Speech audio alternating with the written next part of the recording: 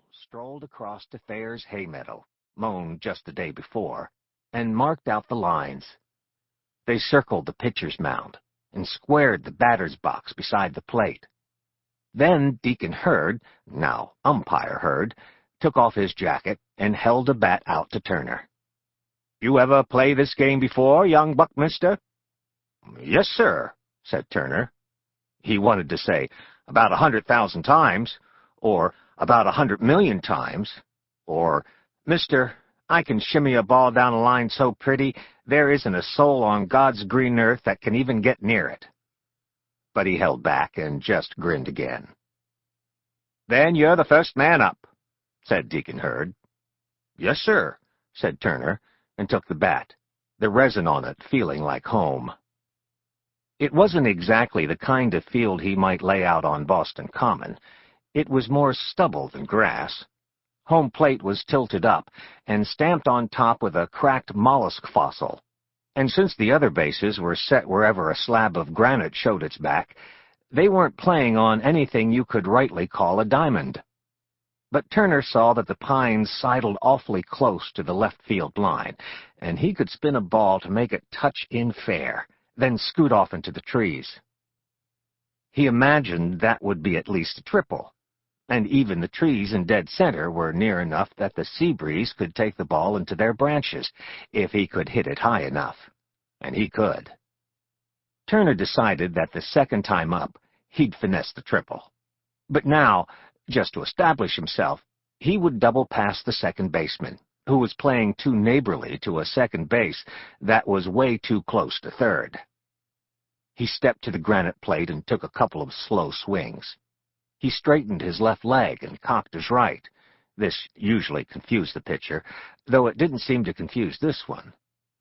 He was another Hurd, Willis Hurd, and he smiled as he tossed the ball up and down. It was the kind of smile you give to a chicken whose head you're about to cut off.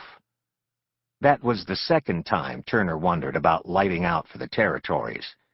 He stepped back and took two more slow swings, feeling the groove he left in the air.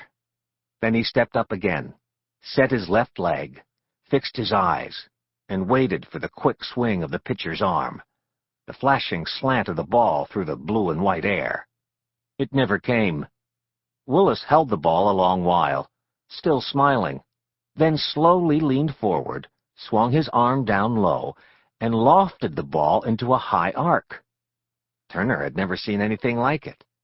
The ball went about as high as a young pine, then turned, slowly spun its seams once or twice, and sauntered on down until it bounced softly on the granite plate. "Strike one!" hollered Deacon Hurd. Turner looked at him. "Was that a pitch?" "That was a strike." "It landed on the plate." "That's what a strike will do. I thought you said you'd played this game before."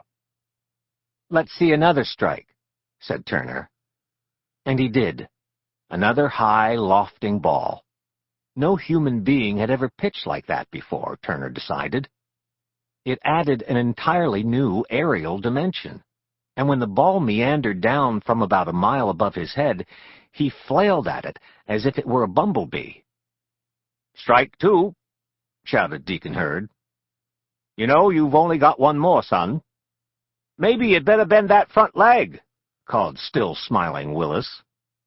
"Are you holding the bat high enough, boy?" suggested one of the ladies' sewing circle from the sidelines. She turned to another of the circle.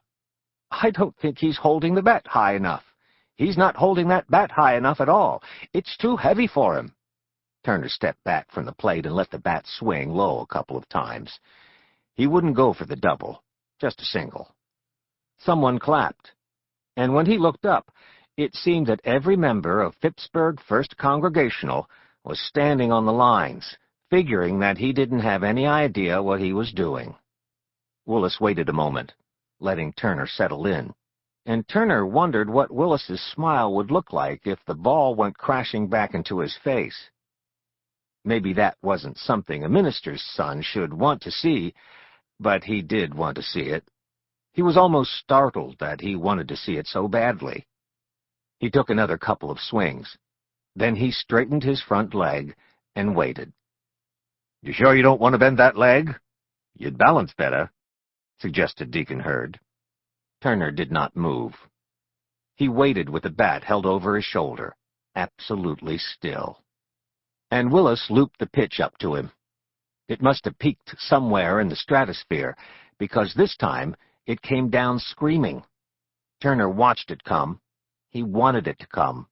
The ball was big and fat, getting bigger and fatter, and he knew that when he swung it just the right second, he would shoot it out into center. He would feel it pop against his wrists, would watch it leap as he trotted easily to first. Rushing, rushing, rushing, waiting, waiting, waiting, swinging. And the ball dropped onto the granite plate, bounced up against his knee, plopped back onto the plate, and rolled still against his ankle. "Strike 3, yelled Deacon Hurd. "Bend your front leg next time," offered Willis. "You'll catch on, Turner.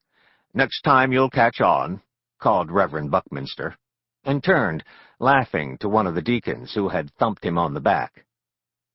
Turner looked away from his father. He handed the bat to Deacon Hurd and sat down on the grass. No one else struck out the rest of the inning. No one else struck out the rest of the game, except Turner.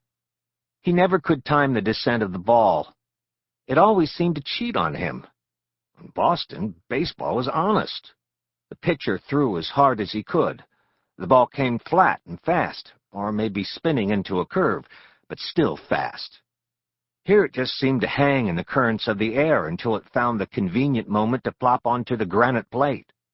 No matter how he timed the thing, he was always off, and the most he could manage was a weasel of a hit that looped back to the pitcher's glove. "Good, Turner. You got it back to me," said Willis. "That's the way," added Reverend Buckminster. Turner thought he might as well die right then and there. It was probably too much to hope for the apocalypse. And so his first failure in Phippsburg. He suspected he'd hear about it for a long time. That first night, while the congregation sat around the hay meadow eating the ice cream Mr. Newton and Mrs. Newton and all the little Newtons had brought up from their grocery store, he heard about it from the ladies' sewing circle. "Turner, don't you think you need a lighter bat?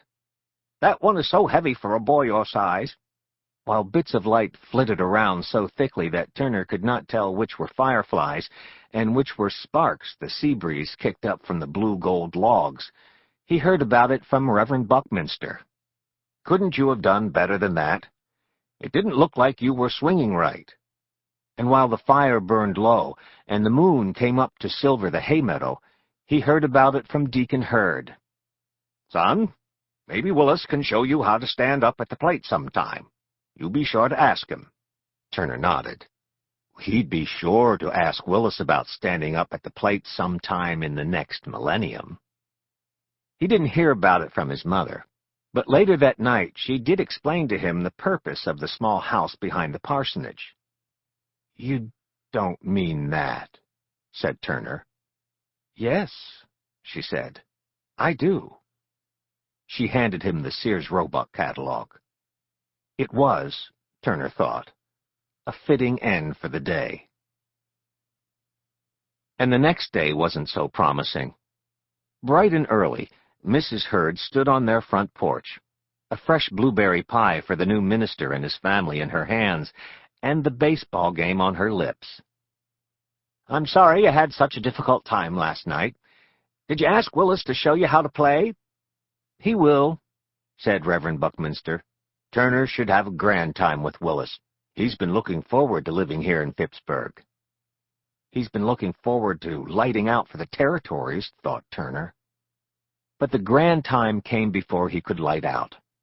That afternoon, the dignitaries of Phippsburg arrived to conduct Reverend Buckminster around his new parish, and the sons of those dignitaries arrived to conduct Turner to the best spot to swim in the whole state, according to Willis.